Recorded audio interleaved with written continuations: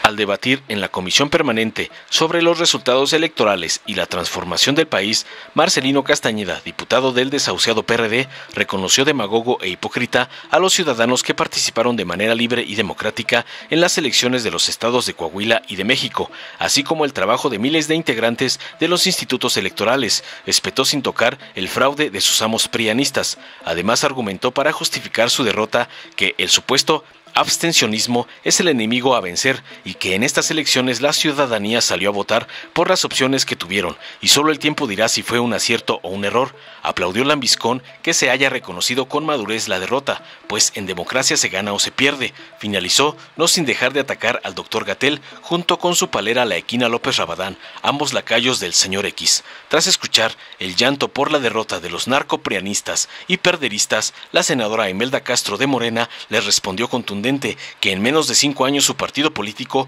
ha obtenido 23 gubernaturas. Señaló que el Estado de México es el más poblado del país y aseveró que se va a combatir el saqueo y la desigualdad institucionalizado por el PRI. Además, les aclaró tajante que con el cambio de gobierno en el Estado de México se combatirá de manera plena la inseguridad, pobreza y la corrupción, porque ahora se va al basurero de la historia una forma de hacer política basada en las componendas, relaciones clientelares y pactos de impunidad. Ahora sí, de manera plena, se va a combatir la pobreza que generaron gobiernos corruptos del PRIAN, sentenció finalmente. Veamos enseguida cómo la senadora Imelda Castro pone en su lugar a la Equina Rabadán y al Chacho perredista, lacayos de Claudio X González, por ser tan obedientes a su junior sepulturero. Hay PRD para rato. Con la venia, senadora presidenta, compañeras y compañeros legisladores, en primer lugar quiero agradecer y reconocer a todas y a todos, a cada una de las y los ciudadanos que el pasado domingo participaron de manera libre y democrática en las elecciones de los estados de Coahuila y México. Reconocemos el esfuerzo y trabajo de miles de integrantes de los institutos electorales de los estados, que con esfuerzo y dedicación construyeron las condiciones para la realización de elecciones libres. Una vez más se demuestra que la existencia de las instituciones garantiza a la ciudadanía el ejercicio de sus derechos. Los órganos electorales autónomos funcionan y funcionan bien, aun cuando se les ha querido desestabilizar y corromper sus principios. Estas instituciones han salido adelante, demostrando que la democracia participativa debe ser uno de los pilares indispensables a defender. Así fue como la ciudadanía salió en defensa del INE, a defender sus instituciones. El Instituto Nacional Electoral y la Suprema Corte de Justicia de la Nación son emblema de la legalidad de este país, la defensa de los derechos y la garantía de la división de poderes. Las y los verdaderos demócratas asumimos que el ejercicio de la ciudadanía debe ser irrestricto, reconociendo que hay mayorías y minorías, pero siempre en un ejercicio de pluralidad que nos beneficia a todas y a todos. Sin embargo, aún tenemos presentes regímenes autoritarios que se niegan a construir un país de libertades. Por eso el abstencionismo es el enemigo a vencer, pues la ciudadanía aún tiene miedo al oficialismo que construye acuerdos impropios que reviven el corporativismo sustentado en el chantaje y condicionamiento a través de grupos facciosos cuyo objetivo es imponer sus intereses. Comprobamos una vez más que para el oficialismo el respeto a la ley, la garantía constitucional del ejercicio de procesos electorales libres, sin intromisión y sin uso de recursos públicos, es solo un discurso de campaña. En estas elecciones pasadas, la ciudadanía salió a votar por las opciones que tuvieron, definieron con responsabilidad y solo el tiempo sabrá si fue un acierto o fue un error. Las mexicanas y los mexicanos estuvimos atentos a estas elecciones.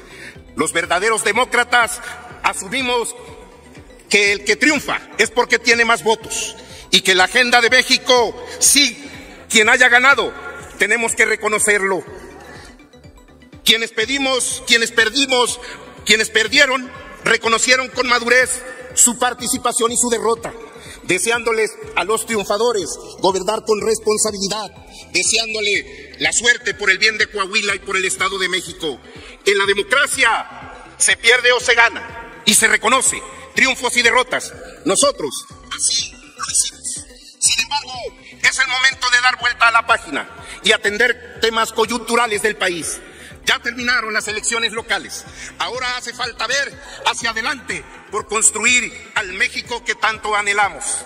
Hace falta convocar a un periodo extraordinario para elegir a las y a los comisionados del INAI, ya que este organismo se encarga de informar que la rendición de cuentas y la transparencia se lleven de manera adecuada y conforme lo marca la ley. La ley es la ley y se respeta. En este mismo orden de ideas, la salud debe ser el centro de nuestra agenda política.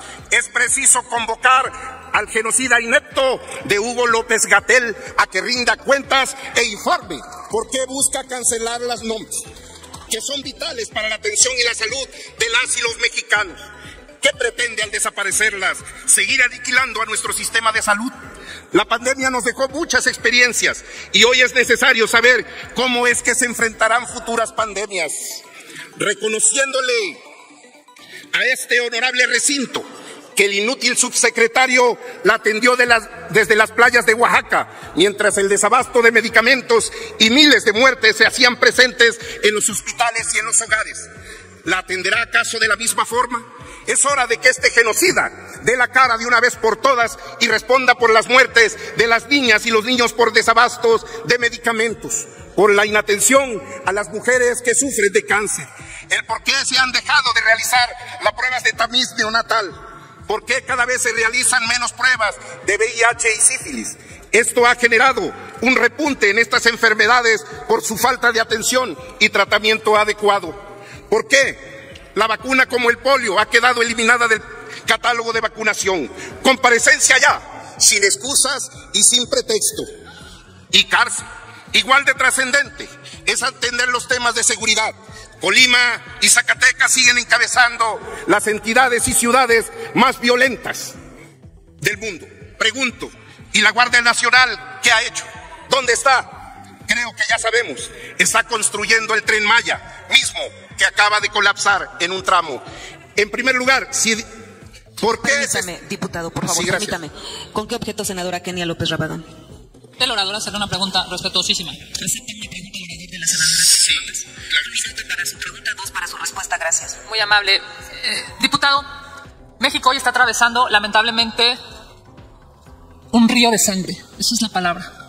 Más de 150,000 asesinatos enluta a este país.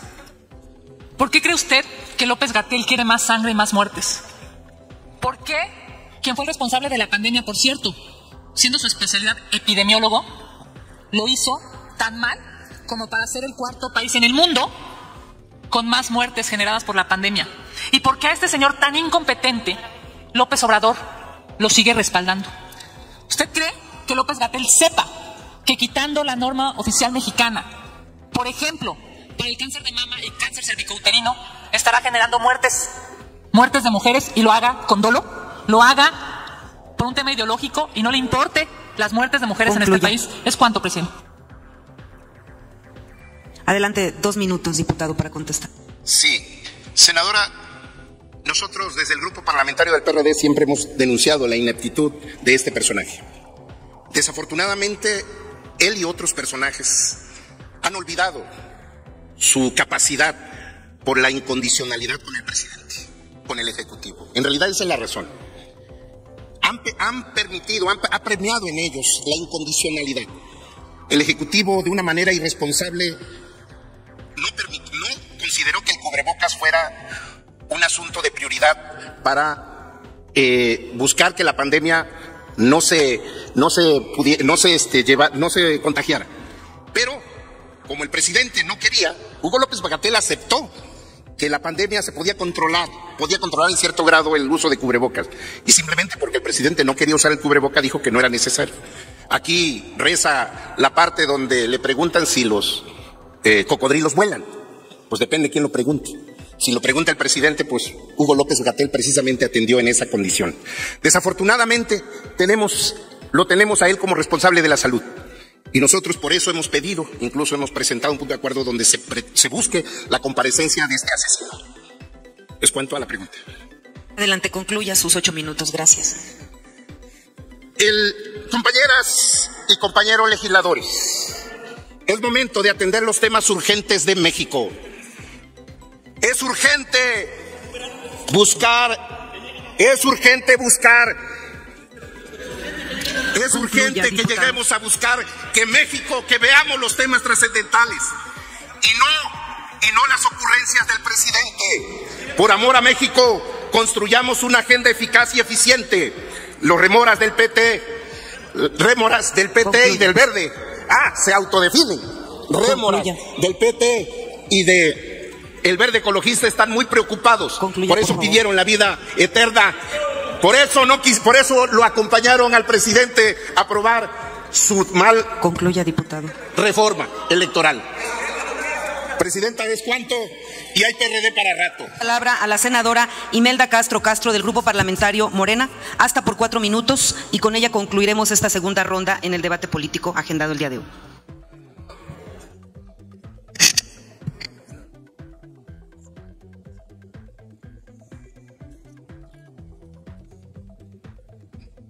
Muchas gracias, senadora presidenta. En estos días me he estado acordando mucho de una fotografía que salió hace unos años en los medios nacionales, que incluso hasta se hizo un libro sobre eso. La pregunta era, ¿por qué se ríe la Barbie? ¿No se acuerdan? Cuando tenía una condena de 49 años de prisión y una multa multimillonaria. ¿Por qué se ríe la Barbie?